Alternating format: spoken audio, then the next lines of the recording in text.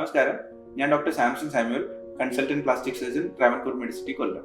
നമസ്കാരം, ഞാൻ doctor Indrajith, consultant plastic surgeon, Travancore Medicity, കൊല്ലം.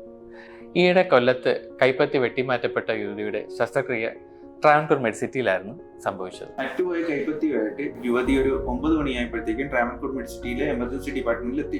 9:30 നമ്മൾ മൈക്രോസ്കോപ്പിന്റെ അടിയിൽ ആ അറ്റുപോയ കൈപ്പത്തിയുടെ ചലനവള്ളികളും ഞരമ്പുകളും രക്തധമനികളും കണ്ടുപിടിച്ച് ലേബൽ ചെയ്തു വെച്ചു. അതേ സമയം കൊണ്ട് അനസ്തീഷ്യ ഡിപ്പാർട്ട്മെന്റും എമർജൻസി മെഡിസിനിലെ ഡോക്ടേഴ്സും ചേർന്ന് പേഷ്യന്റിനെ സ്റ്റെബിലൈസ് ചെയ്യുകയും ഏകദേശം 10:30 നമ്മൾ ശരീരഭാഗം കൂട്ടി യോജിപ്പിക്കുന്ന സർജറി ആരംഭിക്കുകയുണ്ടായി. മൈക്രോസ്കോപ്പിന്റെ അടിയിൽ ഒരു 12 തൊട്ട് 14 മണിക്കൂർ നീണ്ടുനിന്ന സർജറിക്ക് ശേഷം നമുക്ക് അറ്റുപോയ കൈപ്പത്തി തിരിച്ചു പിടിപ്പിക്കാൻ സാധിച്ചു.